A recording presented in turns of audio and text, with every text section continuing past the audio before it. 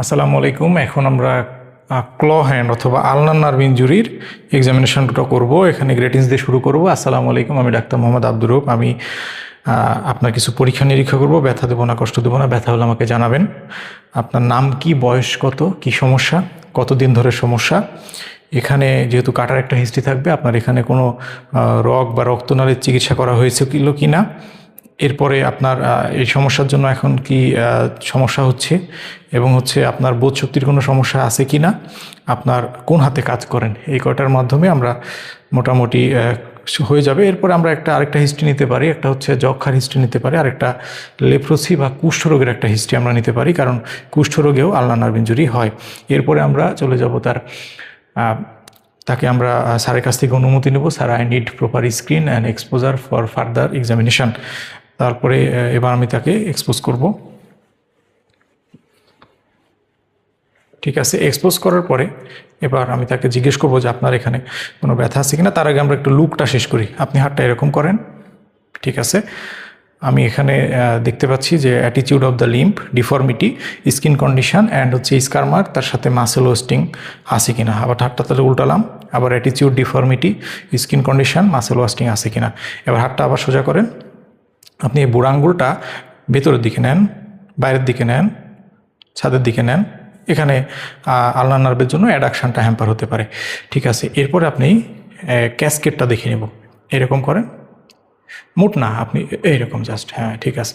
ক্যাসকেটটা দেখে নিলাম। এবার আমি চলে যাব ফিলের মধ্যে আপনার এখানে কোনো ব্যথা আছে। সাধারণত এই জায়গাতে রাউন্ড রিস্টে লো ভ্যারাইটির আলনার নার্ভ ইনজুরি হয়।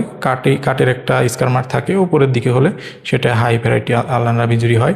আমি তার এখানে ব্যথা আছে কিনা দেখলাম, বা তাকে জিজ্ঞেস করলাম। এরপরে ব্যথা আছে কিনা তার ফেসের দিকে দেখলাম, টেম্পারেচার, টেন্ডারনেস। এবার হচ্ছে 3G মানে গার্ড, গ্রিপ, গ্যালিয়েজি। গার্ডটা দেখে নেব, নর্মাল সাইডে গার্ড ফর মাসেল ওয়েস্টিংয়ের জন্য আমরা গার্ডটা দেখে নেব। গার্ড, এখানে একটা মাপ নিলাম, গার্ড দেখে নিলাম, ফোর আর্মের গার্ড দেখে নিলাম। এবার হচ্ছে গ্রিপ। আপনি এই আঙুলটা শক্ত করে ধরেন, শক্ত করে এইভাবে ঠিক ধরবেন। ঠিক আছে, এইভাবে, হ্যাঁ ধরেন, মুট করেন, হ্যাঁ গার্ড এই সাইড দিয়ে মুট করেন। গার্ড, গ্রিপ দেখলাম। এবার হচ্ছে গ্যালিয়েজিটা দেখলাম। ঠিক আছে, গ্যালিজের ক্ষেত্রে আমরা নিচটা একটা সমান করে রাখবো, আর উপরে আঙ্গুলের দিকে লক্ষ্য রাখবো যে সমান কিনা। এরপরে পিএসটি, পিতে পেন, পালসটা দেখে নিচ্ছি। এরপরে সেন্সেশনটার ক্ষেত্রে আবার এক্ষেত্রে আপনার হচ্ছে অ্যালেন টেস্টটা করে নিতে হবে, কারণ নর্মাল সাইডে প্রথমে অ্যালেন টেস্ট করতে হবে। আপনার 3বার মুট করেন, ছাড়েন, মুট করেন, ছাড়েন, মুট করে ধরে রাখেন, এবার ছাড়েন, দেখে নিলাম। আবার এটা আবার মুট করেন 3বার, ছাড়েন, মুট করেন, ছাড়েন। ঠিক আছে, এবার ছাড়েন। আলনার এটা দেখে নিলাম। এই সাইডেও ঠিক একইভাবে 3বার মুট করেন, ছাড়েন। ঠিক আছে, এবার ছাড়ে দেন। এটা দেখে নিলাম আলনার আর্টারি। এবার হচ্ছে 3বার মুট করেন, ছাড়েন, 3বার মুট করেন, ছাড়েন। ওকে, রেডিয়াল আর্টারি এটা দেখে নিলাম। পালসেশনের পরে এবার সেন্সরি স্ট্যাটাসটা দেখে নিতে হবে। এই জন্য আমাকে কটন বাড ইউজ করতে পারি। আপনার এখানে স্পর্শ করতেছি, বুঝতে পারছেন কিনা এভাবে নির্দেশনা দিব। এরপরে হাতের বিভিন্ন জায়গায় স্পর্শ করব, বুঝতে পারেন কিনা এবং সমান বুঝেন কিনা সেই নির্দেশনা দিব। সমান, 3টে জায়গায় দেখলাম আমরা। ফার্স্ট ডরসাল স্পেসে, আর ইন্ডেক্সের পাল্পে, এবং হচ্ছে লিটিল ফিঙ্গারের পাল্পে। এই 3টা জায়গায় আমরা সেন্সেশনটা দেখে নিলাম।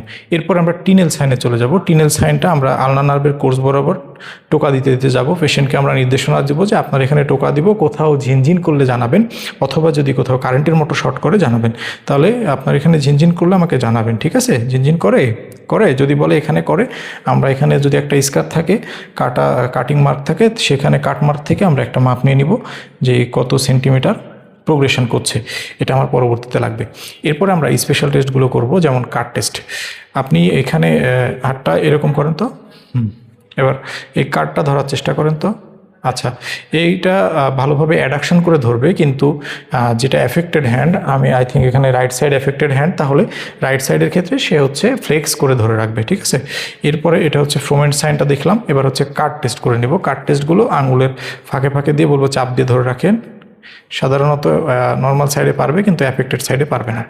এরপরে আমি এই 2টা আঙ্গুল দিয়ে বলবো যে একে অপরকে ধাক্কা দেন। দুই সাইডে আমি ধাক্কা দিতে পারবো, কিন্তু যদি অ্যাফেক্টেড সাইড লেফট হয় তাহলে ধাক্কা দিতে পারবো না। ঠিক আছে, এরপরে আমি বলবো যে আঙুলগুলো ছড়ান। প্রথমে নর্মাল সাইড দেখে নেব, আঙুল অ্যাবডাক্ট করতে পারবে। এই সাইডে দেখে নেব যে আঙুলগুলো অ্যাবডাক্ট করতে পারতেছে না। ঠিক আছে, এরপরে আমি অন্যান্য মাসেল ফাংশনগুলো দেখে নেব। আপনি আঙুলটা ভাঁজ করেন, এটা ভাঁজ করেন, এটা ভাঁজ করেন, ভাঁজ করেন।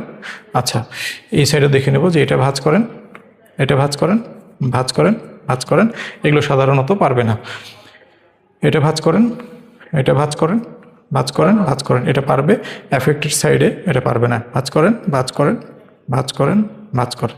ঠিক আছে, এটা হচ্ছে আমার মুভমেন্ট মাসেলগুলো দেখা হলো। এবার FCU মানে ফিজিওকার্পি আলনারিসটা দেখে নেব। আপনি এটা ভেতরের দিকে নেন, প্রথমে নর্মাল সাইডটা দেখবো, ভেতরের দিকে নেন। ঠিক আছে, এই সাইডে ভেতরের দিকে নেন, ফিল করবো FCUটা, এটা পারবে না। ঠিক আছে, বা কম পারবে। এরপরে আমি লুকের মধ্যে অনেক কিছু দেখে নিয়েছি, ফিলের মধ্যে দেখেছি, মুভমেন্টও দেখলাম।